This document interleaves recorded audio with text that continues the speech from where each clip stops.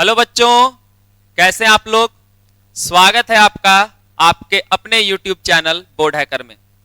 हम लोग foundation batch पढ़ रहे हैं और जैसा कि आप सभी जानते हैं हम लोग फाउंडेशन बैच में इनवर्स ट्रिगोनोमेट्रिक फंक्शन चैप्टर पढ़ रहे हैं और ये उसका 5वां लेक्चर है ना।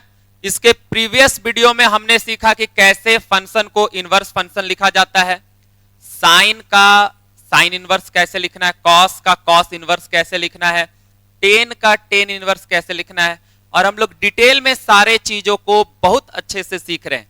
तो अगर आप उन वीडियोस को नहीं देखे हैं तो आप प्लेलिस्ट में जाकर के उन सारे वीडियोस को देख सकते हैं, है ना। आज हम लोग सीखेंगे सेक का सेक इनवर्स कैसे लिखा जाता है और ये सभी चीजों को हम लोग सीखेंगे इस वीडियो में।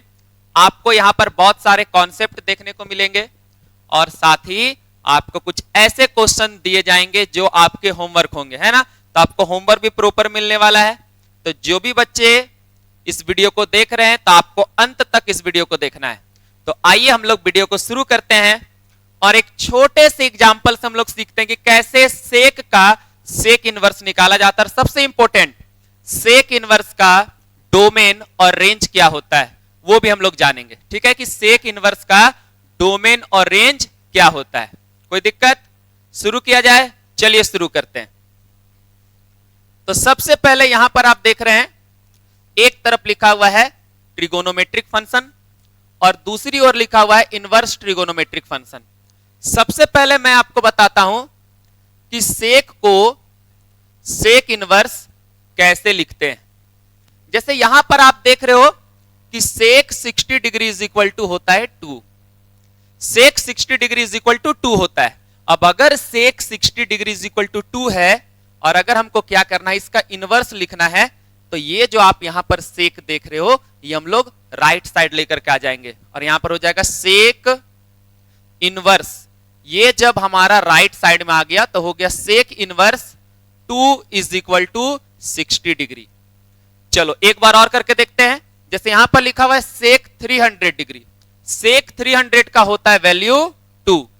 तो अगर इसका हम लोग इनवर्स लिखना चाहें तो यहां पर सेक इनवर्स ऐसे लिख देंगे, sec inverse 2 is equal to 300 degree. अब यहां पर कुछ जरूरी चीज हम आपको बताते हैं, ध्यान से देखिएगा। आप यहां पर देख रहे हैं कि जो ट्रिगोनोमेट्रिक फंक्शन है इसमें हम लोग एंगल पुट कर रहे हैं। क्या पुट कर रहे हैं? इसमें हम लोग पुट कर रहे हैं एंगल। जैसे ही आप एंगल पुट कर रहे हो आपको यहां पर मिल रहा है वैल्यू। बात को सुनना ध्यान से, हम लोग एंगल पुट करते हैं, हमको यहां पर वैल्यू मिलता है, वैल्यू मिलता है। फिर से देखो यहां पर हम लोग ट्रिगोनोमेट्रिक फंक्शन लिए हैं सेक वाला और यहां पर एंगल पुट कर रहे हैं। देखो यहां पर हम लोग एंगल पुट कर रहे हैं और हमको मिल रहा है यहां पर वैल्यू। आप सभी देख सकते हैं ये एंगल को रिप्रेजेंट करता है और ये वैल्यू को रिप्रेजेंट करता है। यानी कि जो ट्रिगोनोमेट्रिक फंक्शन होता है इसमें हम लोग एंगल पुट करते हैं और हमको वैल्यू मिलता है। अब जो चीज हम लोग पुट करते हैं उसको हम लोग कहते हैं डोमेन, और जो हमको मिलता है अगर कुछ पुट करते हैं उससे जो आउटकम मिलता है उसको हम लोग कहते हैं कोडोमेन। तो यहां पर मैं इस बात को ऐसे कहता हूं कि डोमेन आपका एंगल है और कोडोमेन आपका वैल्यू है। लेकिन यहां पर जस्ट हो जाएगा उल्टा। यहां पर देखो क्या हो रहा है, यहां पर हम लोग क्या कर रहे हैं, वैल्यू पुट कर रहे हैं। देखो यहां पर पहले ही वैल्यू है, यहां पर वैल्यू पुट कर रहे हैं और एंगल मिल रहा है। देखो उल्टा हो गया, एंगल वैल्यू, वैल्यू एंगल। यहां पर आप देखो कि हम लोग वैल्यू पुट कर रहे हैं और हमको मिल क्या रहा है, हमको एंगल मिल रहा है। तो यहां पर आप देखते हैं कि वैल्यू पुट करते हैं, एंगल मिलता है। तो यहां पर आप क्या देख रहे हो कि इनवर्स ट्रिगोनोमेट्रिक फंक्शन में क्या होता है, डोमेन आपका वैल्यू होता है और कोडोमेन आपका एंगल होता है। डोमेन यहां पर एंगल है और कोडोमेन आपका वैल्यू है, और यहां पर डोमेन आपका वैल्यू है और कोडोमेन आपका एंगल है। तो यहां पर हम लोग क्या सीखे, यहां पर हम लोग सीखते हैं कि अगर कोई फंक्शन का इनवर्स फंक्शन लिखा जाता है तो डोमेन और कोडोमेन आपस में बदल जाता है ना। डोमेन और कोडोमेन आपस में क्या होता है, बदल जाता है। पहले देखो क्या था, एंगल था और वैल्यू था, अब वैल्यू है और एंगल है। यहां तक बात समझ में आ रही है। अब बात यहां पर एक और जरूरी वाला चीज।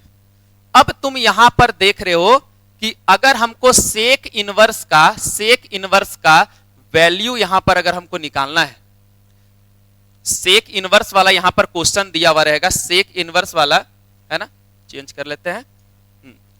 अगर आपको बोला जाएगा कि सेक इनवर्स टू का आप वैल्यू बताइए, तो आप 60 डिग्री लिखोगे कि 300 डिग्री लिखोगे? आपका सवाल होना चाहिए यहां पर, आपका सवाल यहां पर होना चाहिए कि सर अगर परीक्षा में क्वेश्चन आ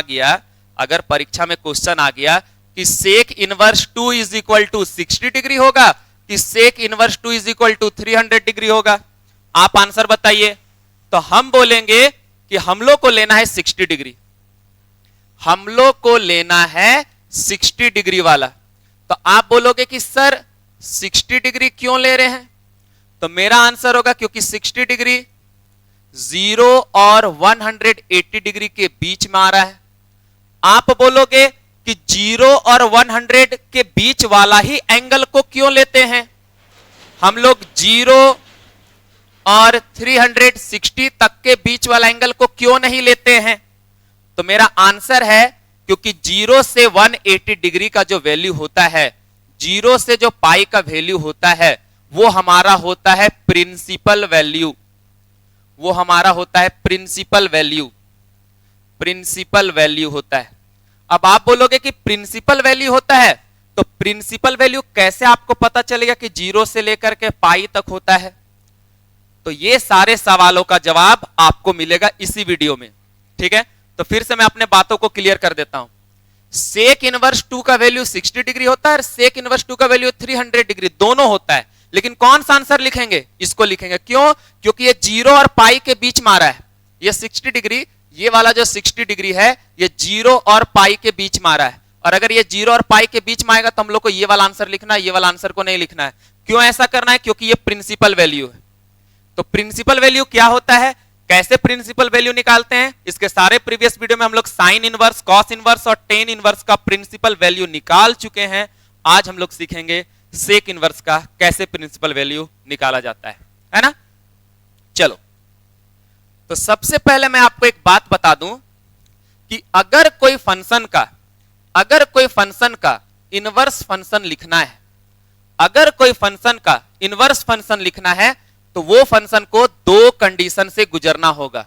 पहला, वो फंक्शन आपका 1 to 1 फंक्शन होना चाहिए, और दूसरा वो आपका ऑन टू फंक्शन होना चाहिए, ठीक है? अगर कोई फंक्शन का हमको लिखना है इनवर्स फंक्शन, तो उसके लिए वो फंक्शन आपका 1-1 फंक्शन होना चाहिए और ऑन टू फंक्शन होना चाहिए। जो मैंने यहां पर आपको लिख करके भी बताया है कि अगर कोई फंक्शन f है और उसका हमको f इनवर्स लिखना है, तो वो तभी पॉसिबल है जब वो फंक्शन आपका 1 to 1 और ऑन टू फंक्शन होना चाहिए। अब इसके प्रीवियस वीडियो में मैंने 1-1 और ऑन टू फंक्शन को अच्छे से समझाया है, तो आप वहां से उस चीज को क्लियर हो सकते हैं, लेकिन एक बार मैं थोड़ा क्विक रिवीजन करके आपको बता दे रहा हूं। 1-1 फंक्शन हम लोग उसको बोलते हैं जिसमें देखो 1 इनपुट, अलग अलग इनपुट के लिए अलग अलग आउटपुट रहे, तो उसको बोलते हैं 1-1 फंक्शन। देखो यहां पर अलग अलग इनपुट है, लेकिन आउटपुट यहां पर देख रहे इसका मैच कर गया, 2 है, C और D का 3 आ रहा है, ठीक है? तो अलग अलग इनपुट के लिए अलग अलग आउटपुट रहेगा, तो उसको हम लोग बोलेंगे 1 to 1 function. Okay, next, onto function किसको बोलेंगे? यहां पर जितना भी एलिमेंट है इसको हम लोग बोलते हैं इमेज, इसको हम लोग इमेज बोलते हैं, और यहां पर जो भी एलिमेंट है इसको हम लोग बोलते हैं प्री इमेज बोलते हैं। जितना भी इमेज रहेगा हर इमेज का प्री इमेज होना चाहिए, चाहे 2 प्री इमेज क्यों ना हो, लेकिन हर इमेज का प्री इमेज रहेगा तो वो हो जाएगा ऑन टू, ठीक है? मतलब कोई भी इमेज खाली नहीं जाना चाहिए, नहीं तो वो नॉट ऑन टू हो जाएगा, ठीक है? तो हर अलग अलग इनपुट के लिए अलग अलग आउटपुट रहेगा, तो उसको बोलेंगे 1 to 1 फंक्शन। और अगर आपके पास हर इमेज के लिए प्री इमेज रहे, तो उसको हम लोग बोलेंगे ऑन टू फंक्शन। 1-1 फंक्शन, अलग अलग आपके इनपुट के लिए अलग अलग आउटपुट होना चाहिए, और हर इमेज का प्री इमेज होना चाहिए, कोई भी इमेज खाली नहीं जाना चाहिए। अब हम लोग देखेंगे कि क्या हमारा जो सेक एक्स है उसका जो हम इनवर्स लिखना चाहते हैं सेक इनवर्स एक्स, तो क्या ये उस काबिल है? क्या ये 1 to 1 और ऑन टू फंक्शन है?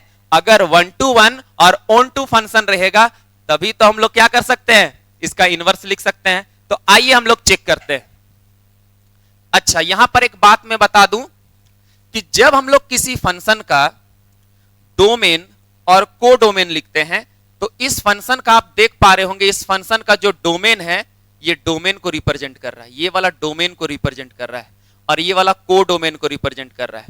तो डोमेन आपका रियल नंबर है, डोमेन क्या है? रियल नंबर है। और कोडोमेन क्या है? वो भी आपका रियल नंबर का सेट है। डोमेन आपका रियल नंबर का सेट है और कोडोमेन भी आपका रियल नंबर का सेट है सेक एक्स में। ऐसा ही ट्रिगोनोमेट्रिक फंक्शन में होता है। लेकिन यहां पर आप देख रहे हैं कि रियल नंबर में ये वाला जो क्वांटिटी है, ये वाला जो क्वांटिटी है, ये वाला जो क्वांटिटी है, ये वाला जो क्वांटिटी है, ये वाला जो क्वांटिटी है, उसको क्या करना है? हम लोग को हटा देना है। ये वाला जो क्वांटिटी है उसको हम लोग को क्या करना है? उसको हम लोग को हटा देना। तो इस बात को मैं आपको बता रहा हूं ग्राफ से।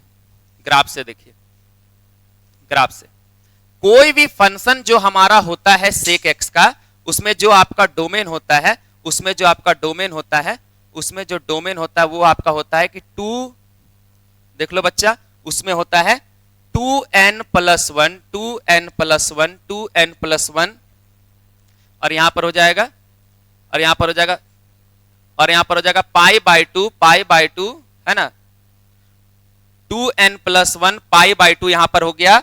और यहां पर आप देख रहे हैं क्या लिखा हुआ है, और यहां पर क्या हो गया? इस तरीके से हो गया। ठीक है, यहां पर अभी एक बच्चा आया हुआ था, उसका बर्थडे था, है ना, इसलिए वो बुला रहा था, लेकिन मैं यहीं से उसको विश कर दिया हूं। चलो हम लोग आगे पढ़ते हैं। तो यहां पर अगर आपका जो फंक्शन है, अगर आपका जो फंक्शन है वो फंक्शन अगर आपका सेक एक्स है, वो फंक्शन आपका सेक वाला है, तो उसका डोमेन ऐसा होता है। इसका मतलब क्या है? देखो यहां पर π/2, देखो π/2 जो है, π/2 जो है, π/2 जो है, उसमें जो सेक का ग्राफ है, उसमें जो सेक का ग्राफ आप देख रहे हैं, सेक का जो ग्राफ देख रहे हैं, तो यहां पर ग्राफ π/2 में क्या हो रहा है? π/2 में टच नहीं कर रहा है। देखिए ये जो सेक का ग्राफ देख रहे हैं यू शेप का, ये देखो π/2 को टच नहीं कर रहा है, 3π/2 को टच नहीं कर रहा है ना। यहां पर आप देख रहे हैं कि -π/2 को टच नहीं कर रहा है, -3π/2 को टच नहीं कर रहा है, यानी कि π/2 वाला से इसका अच्छा खासा दुश्मनी चलता है ना। π/2 से एकदम 36 का ये क्या लगता है? दूरी रखता है कि हमको π/2 3π/2 -π/2 -3π/2 में हमको टच नहीं करना है, हमको यहां पर आना नहीं है। इसीलिए जब हम लोग डोमेन लेते हैं तो उसमें हम लोग क्या करते हैं? ये वाला 2n+1 π/2, π वाला 2 को घटा देते हैं। यहां पर माइनस का साइन था, किसका साइन था? माइनस का साइन था। ठीक है, तो यहां पर ये वाला बात हो गया। अच्छा ठीक है, तो हम लोग का डोमेन होता है रियल नंबर और रेंज भी हम लोग का या फिर कोडोमेन का जो सेट होता है वो रियल नंबर होता है। चलिए हम लोग चेक करते हैं ना कि 1 फंक्शन है कि नहीं। मान लो हम लोग क्या करते हैं, हम लोग लगाते हैं माइनस, मार्कर चेंज कर लिया जाए, हम लोग यहां पर लगाते हैं -2π। अगर -2π हम लोग लगाते हैं, अगर मान लो हम लोग क्या करते हैं -2π लगाते हैं, तो आप देखोगे -2π लगाएंगे तो हमको जो वैल्यू मिलेगा वो वैल्यू हमको क्या मिलता है? वो वैल्यू हमको 1 मिलता है, वो वैल्यू हमको 1 मिलता है। हाँ, वो वैल्यू हमको 1 मिलता है।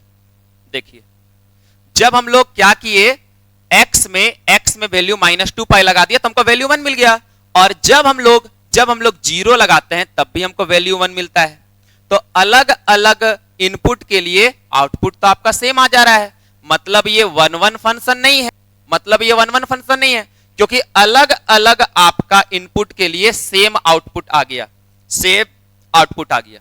अब हम लोग चेक करते हैं कि ये ऑन टू फंक्शन है कि नहीं, ये ऑन टू फंक्शन है कि नहीं। चलो चेक करते हैं कि ये हम लोगों का ऑन टू फंक्शन है कि नहीं। आइए चेक करते हैं। तो ठीक है, ऑन टू फंक्शन हम लोग कैसे चेक करेंगे? देखेंगे कि हर इमेज का प्री इमेज है कि नहीं। तो जैसा कि आपको पता है ये रियल नंबर का सेट होता है, ये रियल नंबर का सेट होता है, और रियल नंबर का जो सेट होता है, रियल नंबर का जो सेट होता है उसमें कोई भी नंबर आ सकता है, रूट वाला नंबर आ सकता है, प्लस माइनस हर नंबर आ सकता है। जैसे हम 0 ले लिए, -1 ले लिए, -2 ले लिए, -3 ले लिए, -1 के बाद अच्छा यहां पर हम लोग लेते हैं, यहाँ 1 ले लेते हैं, यहां पर हम लोग बच्चा 1 ले लिए, 2 ले लिए, 3 ले लिए। आइए अब देखते हैं, जब हम लोग क्या करते हैं, मान लो π/2 रख दिए, π/2 का तो अनडिफाइंड होता है, वहां पर तो इसका 36 का आंकड़ा चल रहा है, चलो पाई रखते हैं, तो आप देखोगे पाई रखते हैं तो आपका वैल्यू आता है -1। क्या जाता है? -1। अच्छा 2 पाई रखते हैं, 2 पाई जब हम लोग रखते हैं तो आपका यहां पर आ जाता है +1। ठीक है, अच्छा और कुछ देख लिया जाए, और कुछ देख लिया जाए। अगर हम लोग सेक में, इसको मिटा दो, ये तभी इनवर्स हम लोग नहीं लिख रहे हैं, है ना, अभी हम लोग तो डोमेन और रेंज वाला जो काम कर रहे हैं वो हम लोग यहाँ पर ऑन-टू फंक्शन के लिए कर रहे हैं। ठीक है, अच्छा और आ जाते हैं, एक सेकंड बात सुनिएगा। अगर यहां पर हम रखते हैं π/6, π/6 का मतलब होता है बच्चा 30 डिग्री। क्या होता है? 30 डिग्री।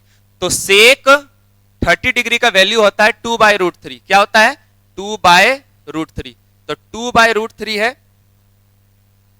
2/√3 है, तो 2/√3 जो हमारा वैल्यू है यहां पर हम लोग देखते हैं, इसका वैल्यू यहां पर आ गया, ऐसे करके बना दे रहे, यहां पर आ गया। आप एक चीज नोटिस करोगे, एकदम अच्छा से नोटिस करना, एकदम अच्छा से नोटिस करना, 0 किसी का वैल्यू नहीं आएगा। ये ऐसा इमेज है, ये ऐसा इमेज है जिसका प्री इमेज है ही नहीं, जिसका प्री इमेज नहीं है। और ऑन-टू फंक्शन का कहना है कि मेरा हर बार प्री इमेज आना चाहिए। एक चीज और बताते हैं, यहां पर देख रहे हैं -3 हमको नहीं दिख रहा है, -2 तो आता है, -3 हो सकता है कि हम लोग का ग्राफ ऊपर जाएगा तो आगे बन जाएगा। लेकिन एक बात हमेशा याद रखना, 0 कभी भी नहीं आने वाला है, 0 कभी भी नहीं आने वाला है। देखो यहां पर आप देख रहे हो कि 0 जो है, 0 कभी भी आपका ग्राफ, इसका जो ये ग्राफ है ऊपर, ये नीचे यू शेप का है, ये नीचे यू शेप का है, ये कभी भी आपका एक्स एक्सिस को कट करेगा ही नहीं, 0 कभी नहीं मिलेगा। मतलब यहां पर क्या बोलना चाह रहे, मतलब बोलना चाह रहे कि 0 वाला इमेज के लिए प्री इमेज है ही नहीं, यानी कि ये आपका ऑन-टू फंक्शन भी नहीं है। कैसा फंक्शन नहीं है? ऑन-टू फंक्शन भी नहीं है। तो क्या किया जाए, इसका क्या सॉल्यूशन निकाला जाए, कैसे हम लोग बनाएंगे? तो इन सारे सवालों का जवाब आपको अगले स्लाइड में मिलेगा। चलो देखते हैं, चलो देखते हैं। तो जो भी आपका मैथमेटिशियन था उसके सामने एक बड़ा सवाल आ गया, और सवाल यह आ गया कि फिर हम लोग सेक इनवर्स का कैसे निकालेंगे वैल्यू। जब हम लोग देख रहे हैं कि जो हम लोग का सेक एक्स है, उसका सेक इनवर्स एक्स लिखना अगर हम लोग चाहते हैं तो ये आपका 1/1 फंक्शन भी होना चाहिए और ऑन-टू फंक्शन भी होना चाहिए। तो कैसे लिखेंगे इसको? तो इसके लिए वो लोग एक उपाय निकाला। वो लोग बोला कि ग्राफ को क्या करते हैं ना, ग्राफ को ब्रेक कर देते हैं, ऐसा सेक का ग्राफ लेते हैं जो 1/1 और ऑन-टू दोनों बन जाए, जो 1/1 और ऑन-टू दोनों बन जाए। तो देखना अच्छा से कौन वाला ग्राफ वो लोग लेगा। अगर वो ये वाला ग्राफ लेता है, मान लो ये वाला, थोड़ा कलर को चेंज करते हैं हम लोग, ब्लैक कलर ले लेते हैं। अगर मान लो वो ये वाला ग्राफ लेता है, ये वाला ग्राफ लेता है, तो ये ग्राफ में दिक्कत है। क्यों दिक्कत है? अगर हम लोग ये वाला ग्राफ लेंगे तो यहां पर जो वैल्यू मिलेगा, यहां पर भी, एक सेकेंड, हाँ, जैसे मैंने बोला कि अगर वो ये वाला ग्राफ लेते हैं, अगर मैथमेटिशियन सब ये वाला ग्राफ ले लेते, तो जो वैल्यू आपको यहां पर मिलता है वही वाला वैल्यू आपको यहां पर भी मिल जाएगा। मतलब यहां पर मान लो x पुट करते हैं और मान लो यहां पर थीटा मिल रहा है, थीटा ने, मान लो यहां पर m मिलता है, और अगर y पुट करते हैं तब भी आपको m मिलेगा। तो फिर से ये 1-to-1 फंक्शन नहीं बन पाएगा। तो वो लोग सोचता है कि ऐसे ग्राफ लोग रिपीट नहीं करे, और ऐसे कंडीशन में वो यहां वाला ग्राफ सेलेक्ट करता है, ऐसे करके। देखना अच्छा से, कॉन्सेप्ट देखना, यहां से लेकर के एक ये वाला ग्राफ वो लोग ले लेता है आधा, और आधा वो लोग ये वाला ग्राफ ले लेता है, ये वाला ग्राफ ले लेता है। ऐसे जब ऐसे करके ग्राफ लेता है, यानी कि अगर जब हम लोग क्या करेंगे, 0 से लेकर के पाई तक का ग्राफ लेंगे, देखो 0 से लेकर के ऐसे करके, 0 से ये वाला ग्राफ निकल रहा है, 0 से ये वाला ग्राफ निकल रहा है, और यहां पर आप देख रहे हैं, यहां पर आप देख रहे हैं कि यहां पर पाई से ये वाला ग्राफ निकल रहा है। तो जब वो लोग ये वाला पार्ट और ये वाला पार्ट लेता है सेक का, तो 1 1 और ऑन टू दोनों बनने लगता है। देखना कैसे। अच्छा एक चीज और, यहां पर हम लोग 0 से पाई के बीच का ले रहे हैं, फिर से 0 से पाई के बीच का ग्राफ को ले रहे हैं, ठीक है। देखना कैसे, यहां पर एक अच्छा स्लाइड से समझो। देखो बात ऐसा है, 0 से पाई के बीच वाला ले रहे हैं, ठीक है। यहां से यहां तक आप देख सकते हैं, ये 0 से लेकर के यहां तक और ये पाई से लेकर के यहां तक, ठीक है। देखना जब 0 पुट करोगे 1 आएगा, पाई बाई 6 यानी कि 30 डिग्री। देखो यहां पर ऐसे बन रहा है, ये 0 30 डिग्री 45 डिग्री 60 डिग्री 90 डिग्री, फिर यहां पर आपका आगे बढ़ते जाएगा 75 डिग्री, ऐसे ऐसे बढ़ते बढ़ते यहां पर आ जाएगा 180 तक। कितना तक आ जाएगा? 180 तक। तो लोग 0 से 180 का ग्राफ ले रहे हैं। और इसमें क्या हो रहा है फायदा, आप देखो यहां पर कोई भी वैल्यू रिपीट नहीं कर रहा है। अलग अलग डोमेन के लिए अलग अलग डोमेन के लिए अलग अलग आपको कोडोमेन मिल जा रहा है, अलग अलग कोडोमेन मिल जा रहा है। लेकिन एक बात अब हम बोलेंगे, एक बात हम बोलेंगे। देखो यहां पर हम लोग क्या किए ना, यहां पर जो सेक का ग्राफ है, सेक एक्स का जो ग्राफ है उसको हम लोग ब्रेक कर दिए। अब ब्रेक करने के बाद जो चीज हम लोग पुट करते हैं, जो हम लोग का इनपुट रहता है, उसको, उस सेट को हम लोग डोमेन कहते हैं। वो क्या कहते हैं? डोमेन। अब जब हम लोग क्या कर रहे हैं, डोमेन लिखना था, डोमेन 2 बार लिख दिए, डोमेन लिख देते हैं, हाँ डोमेन, ठीक है। तो जब हम लोग किसी ग्राफ को ब्रेक कर दिए हैं, यहां से यहां तक और यहां से यहां तक वाला ग्राफ ले रहे हैं, तो उस समय हम लोग इनपुट को कहते हैं डोमेन। इनपुट को क्या कहते हैं? डोमेन कहते हैं। और जो आपका आउटपुट आता है वो एकदम फिक्स वैल्यू आ रहा है, देखो यहां पर फिक्स वैल्यू आ जा रहा है, ठीक है। तो जो आउटपुट रहता है उसको हम लोग कहते हैं रेंज। क्या कहने लगते हैं? रेंज। और आपको कोडोमेन के बारे में हम पहले भी वीडियो में बता चुके हैं। अब देखो यहां पर जो आपका डोमेन है, अलग अलग सब हमारा एलिमेंट है, और जो आपका रेंज आ रहा है, वो रेंज जो आ रहा है, जो एक्चुअल वैल्यू आता है उसको रेंज बोलते हैं। इसका एक्चुअल वैल्यू 1 आ रहा है, इसका ये आ रहा है, तो इसको हम लोग बोलते हैं रेंज। और जो रेंज आ रहा है वो भी आपका क्या है? रेंज जो है वो भी आपका अलग अलग है। तो अलग अलग इनपुट के लिए अलग अलग आउटपुट है, और हर इमेज के लिए प्री इमेज भी है। तो ऐसे कंडीशन में जब आप ये वाला ग्राफ और ये वाला ग्राफ लोगे सेक का, तो आपका सेक एक्स जो है वो आपका बन जाएगा 1 1 फंक्शन वाला भी और ऑन टू फंक्शन वाला भी। और ऐसे कंडीशन में देखो ये ग्राफ कैसे दिखता है। देखो हमने क्या किया, हमने यहां पर ग्राफ को ऐसे ब्रेक कर लिया है, ऐसे ग्राफ को ब्रेक कर लिया बच्चों, ठीक है। अब यहां पर अच्छे से देखना, एक तो हम लोग क्या किए, 0 से लेकर के पाई तक वैल्यू लिए, ठीक है। 0 से लेकर के थोड़ा छोटा कर देते हैं हम, क्योंकि दोनों चीज को हमको अच्छे से दिखाना है। चलो यहां पर देखना अच्छा से, ठीक है, ये देखिएगा आप लोग। हाँ, तो बात ऐसा है कि 0 से लेकर के जो हम लोग का यहां पर डोमेन है, जो हम लोग का यहां पर डोमेन है, ऐसे हम लिखते हैं डोमेन जो हमारा है, वो 0 से लेकर के पाई तक है। 0 से लेकर के पाई तक हमारा क्या है? डोमेन है। लेकिन एक चीज यहां पर हम लोग ये पाई बाई 2 को नहीं लेंगे। पाई बाई 2 में हम लोग को कोई वैल्यू मिलता ही नहीं है। पाई बाई 2 में कोई वैल्यू हमको मिलता ही नहीं है। देखो पाई बाई 2 में कोई वैल्यू मिल रहा है क्या? पाई बाई 2 में कोई वैल्यू हमको मिलता ही नहीं, नॉट डिफाइंड हो जाता है। तो हम लोग पाई बाई 2 को नहीं ले रहे हैं, इसलिए डोमेन में हम लोग इसको हटा देंगे, बोलेंगे चलो तुम हट जाओ, तुम्हारा यहां कोई काम नहीं है ना। तो ये वाला काम हम लोग यहां पर कर लेते हैं अच्छा से, ठीक है। और जो आपका रेंज है, हम आपको बताएं ना, रेंज का मतलब जो एक्चुअल में वैल्यू आने लगता है। तो रेंज आप देखो कहां से मिल रहा है। अच्छा रेंज देखो, रेंज आपका यहां से, ये जो y एक्सिस है, y एक्सिस वैल्यू देता है, तो वैल्यू कहां से दे रहा है? एक तो ये आपका बोल रहा है कि 1 से ऊपर, और यहां पर ये क्या बोल रहा है, और ये बोल रहा है -1 से नीचे। 1 से ऊपर और -1 से नीचे, यही तो इंटरेस्टिंग फैक्ट है सेक का जो आप लोग 10th क्लास में पढ़े हो। तो क्या क्या वैल्यू आता है? आपका सेक का यहां पर आप लिखते हैं √2 लिखते हैं, 2/√3 लिखते हैं, ठीक है, 1 लिखते हैं। तो आप वैल्यू देख रहे हैं सब आपका क्या है? 1 से ज्यादा है। ये √2 का क्या आता है? 1.4142 ऐसे करके, इसका भी वैल्यू निकालोगे 1 से ज्यादा आएगा। तो यहां पर आप देख रहे हो कि सेक का जो भी वैल्यू आप लोग 10th क्लास में पढ़ करके आए हो, या जब भी आप पढ़ोगे कि 1 से ग्रेटर देन और -1 से लेस देन होता है। तो जो आपका रेंज रहेगा, रेंज जो आपका रहेगा, तो रेंज हम लोग ऐसे लिख देते हैं, रेंज जो है ये तो ऊपर बढ़ते जाएगा, ऊपर बढ़ते जाएगा, है ना, ऊपर बढ़ते बहुत सारा वैल्यू आपको देगा, यहां से 1 से जो यहां पर आपको ऊपर वैल्यू मिलना और -1 से जो आपको यहां पर नीचे वैल्यू मिलना वो मिलते ही रहेगा। तो ऐसे कंडीशन में रेंज हो जाएगा आपका रियल नंबर। लेकिन रियल नंबर तो रहेगा, लेकिन आपको क्या करना है, इसमें हटा देना है। किसको हटा देना है? -1 और 1 के बीच वाला नंबर को हटा देना है, क्योंकि -1 और 1 ऐसे जब लिखा हुआ है ना कि -1 और 1, इसका मतलब है कि -1 और 1 के बीच में जितना भी नंबर रहता है, जितना भी नंबर रहता है, ऐसे लिख देते हैं, ऐसे लिख देते हैं, ऐसे लिख देते हैं, जितना भी आपका नंबर आएगा वो सबको आपको क्या करना है? हटा देना, क्योंकि वो आपका वैल्यू यहां तो मिलता ही नहीं है, यहां पर वैल्यू नहीं ना मिल रहा है, 1 से ग्रेटर है और -1 से लेस है। तो हम लोग क्या करेंगे, इसको रियल नंबर से हटा दिया, तो इसको ऐसे लिखा जाता है।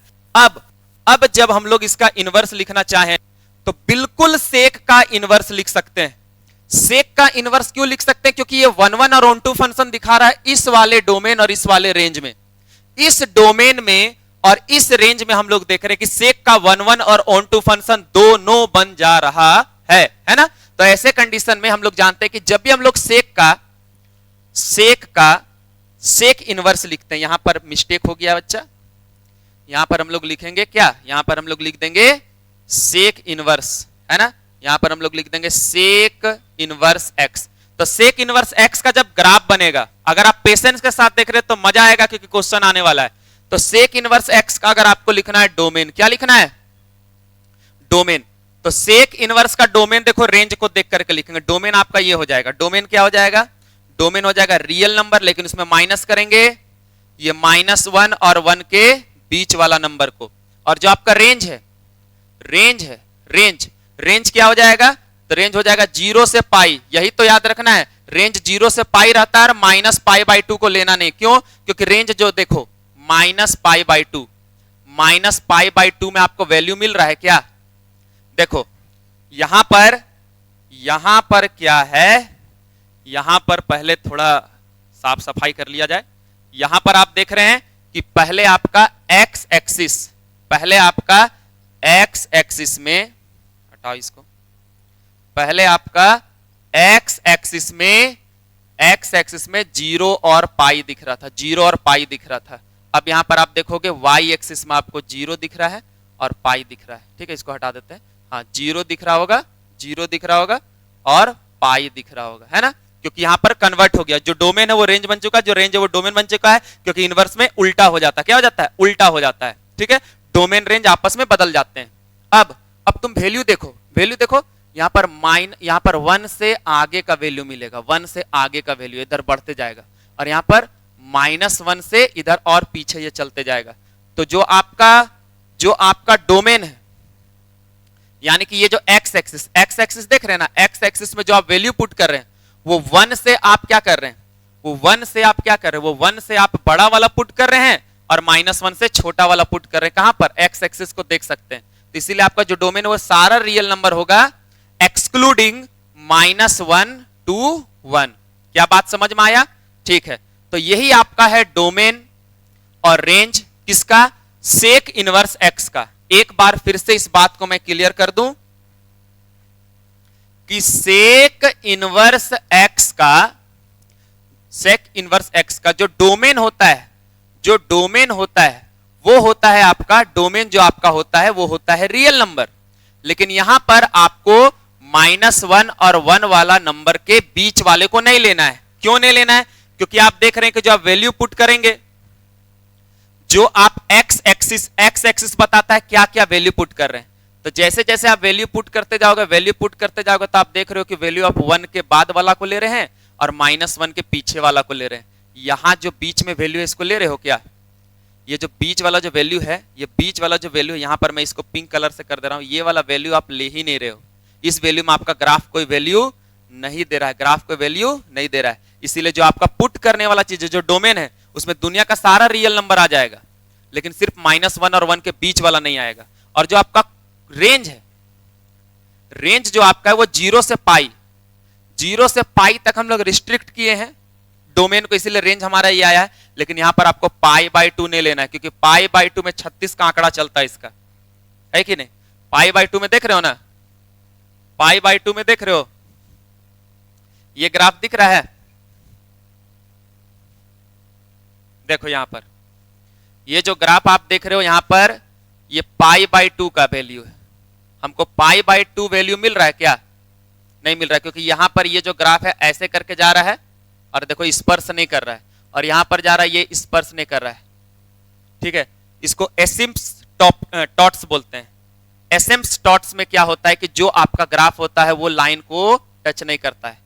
तो ये जो एसिम्पटॉट्स जो बन रहा है, सॉरी बार बार प्रोनाउंस में थोड़ा सा मिस्टेक हो गया, जो आपका एसिम्पटॉट्स जो बन रहा है, एसिम्पटॉट का मतलब होता है वैसा वाला ग्राफ जो लाइन को क्या करता है, स्पर्श नहीं करता। कहां पर ऐसा होता है? पाई बाई 2 के पास। तो यहां पर हमको कोई वैल्यू मिलता ही नहीं है, नॉट डिफाइंड हो जा रहा है, तो इसीलिए हम लोग इसको माइनस कर दे रहे हैं। तो ये डोमेन और रेंज, और याद रखना ये वाला रेंज आपका है सेक का, ये वाला रेंज आपका है। अब बच्चों का कहना है कि सर कॉन्सेप्ट हो गया, क्वेश्चन चाहिए, क्वेश्चन कैसे बनाना वो बताइए।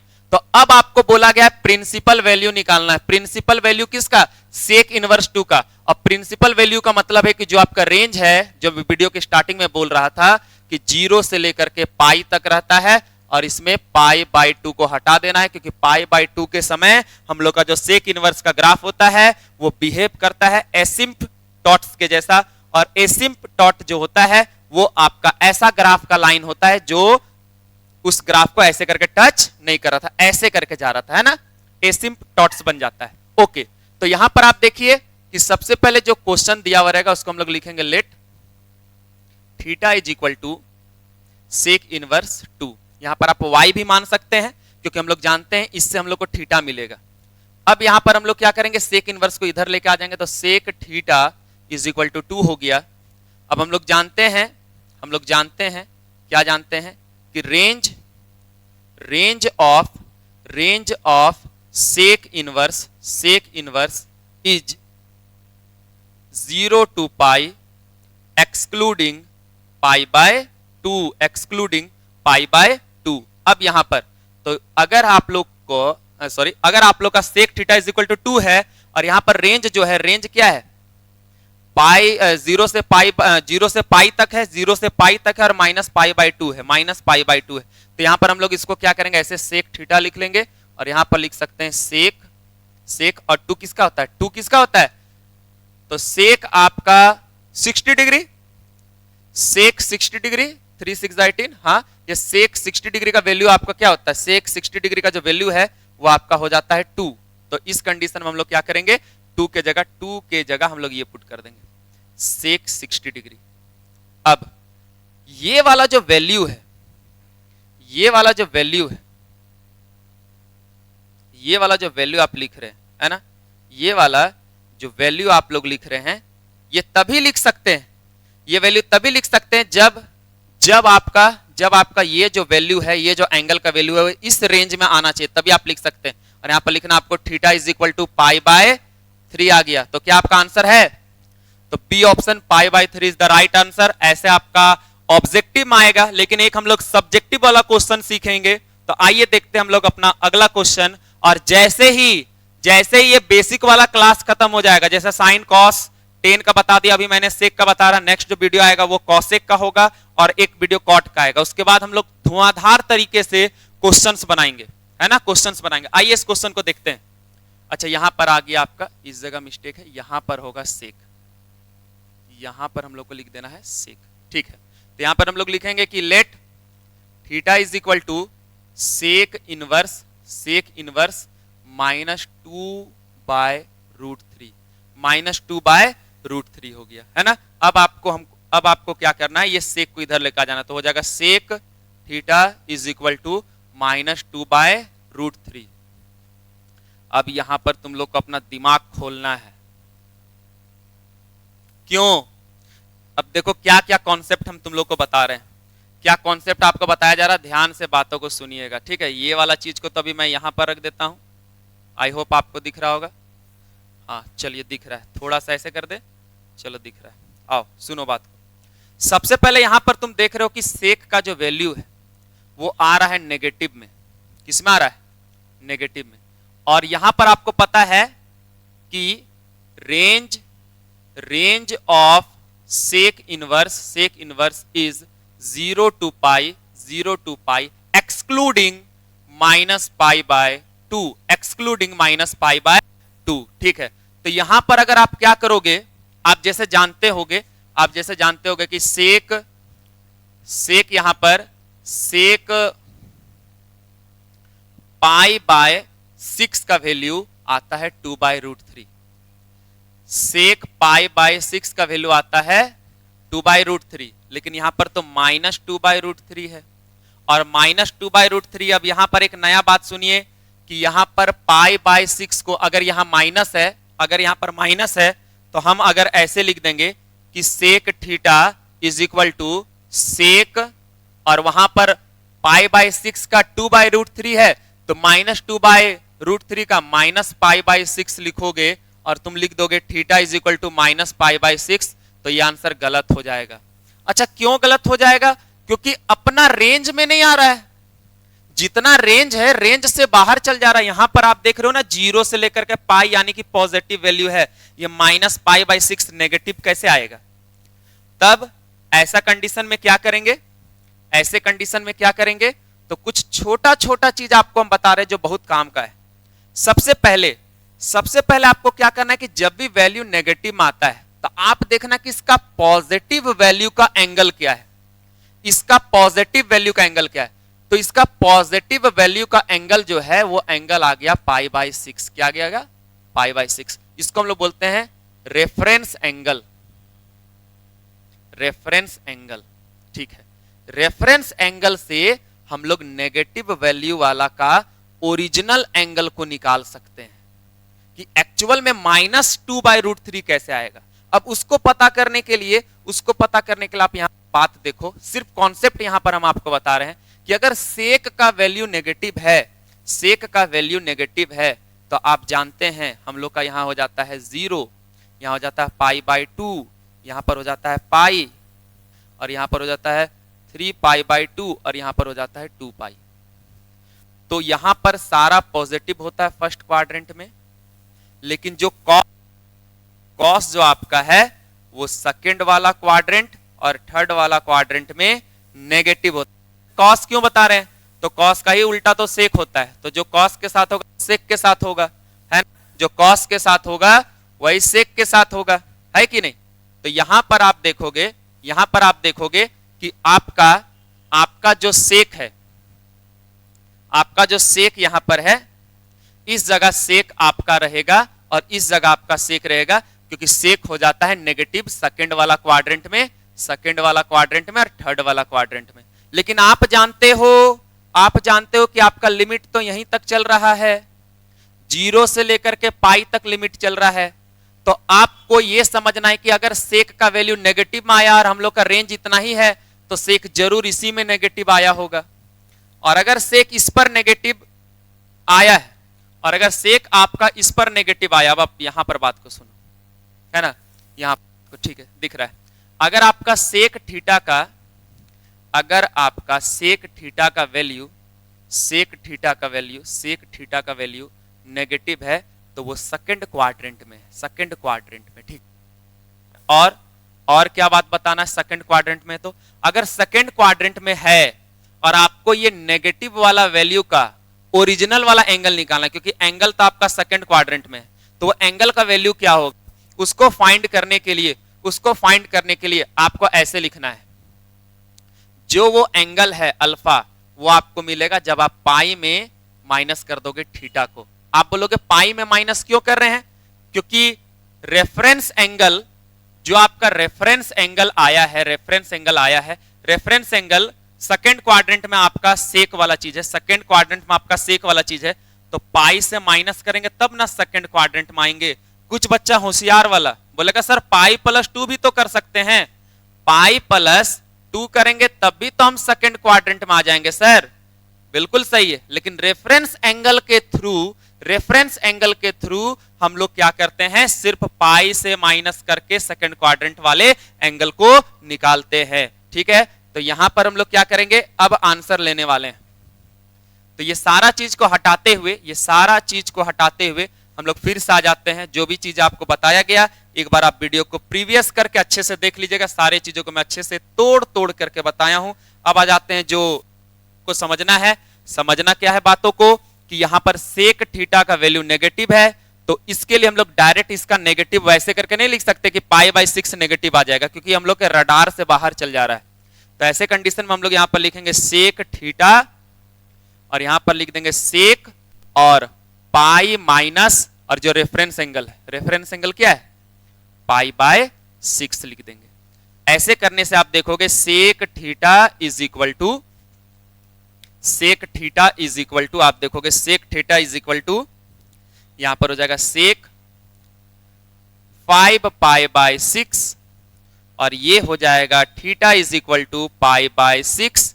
और फाइनली हम लोग आंसर लिखेंगे बच्चा पार्टी, आंसर लिखेंगे कि थीटा को तो मान के चल रहे थे आप लोग sec inverse -2/√3 is equal to यहां हो जाएगा π/6। अगर प्लस में रहता तो डायरेक्ट ये वाला आंसर हो जाता, π/6 आ जाता। माइनस में रहेगा तो आपको इतना करना है। इसका कोई शॉर्टकट है क्या, बिल्कुल शॉर्टकट है। अगर जैसे आपको बताए थे कि कॉस इनवर्स यहां माइनस में x रहेगा, इसका वैल्यू निकालने के लिए आपको लिखना है पाई माइनस कॉस इनवर्स और यहां पर x लिख देना है। जैसे अगर आपका क्वेश्चन आ गया कि कॉस इनवर्स -1/√2 तो आपको लिख देना पाई माइनस कॉस इनवर्स और प्लस में 1/√2 कर देना है। वैसे ही अगर हम लोग क्या करते हैं, सेक वाला करते हैं, तो सेक यहां पर इनवर्स -2 आया हुआ है तो आप कर दो इसको पाई माइनस सेक इनवर्स और यहां पर 2 कर दो। अब जैसे कि आप आगे बढ़ोगे पाई माइनस सेक इनवर्स, यहां पर 2 का वैल्यू क्या हो जाएगा, सेक यहां पर हो जाएगा π/6 और ये वाला जब मैच करता है तो पाई माइनस यहां पर हो जाएगा π/6 और यहां पर हो जाएगा 5π/6। ये वाला फॉर्मूला हम आपको अगले वाले क्लास में जब शॉर्ट में बताएंगे तो कुछ प्रॉपर्टीज बताएंगे, वहां से इसको हम लोग कैच किए हैं। या फिर पाई माइनस सेक यहां पर आ गया, सेक इनवर्स यहां पर 2 आ गया, तो इसको आप अलग से सॉल्व कर लोगे और आपका आंसर आ जाएगा पाई माइनस यहां पर आ जाएगा आपका π/6 और फिर आप लोग इसको सॉल्व कर लेना। अच्छा यहाँ 2 का वैल्यू 3 हो जाएगा ना, 3 हो जाएगा, π/3 होगा।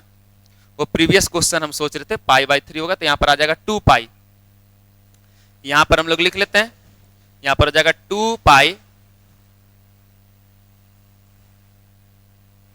यहां हो जाएगा 2 π/3 हो जाएगा, जो आपके रेंज में आ रहा है, चलो हम लोग देखते हैं अगला क्वेश्चन। ध्यान में रखिएगा, अगर x नेगेटिव में रहेगा तो आप लोग ये वाला फॉर्मूला यूज कर सकते हैं।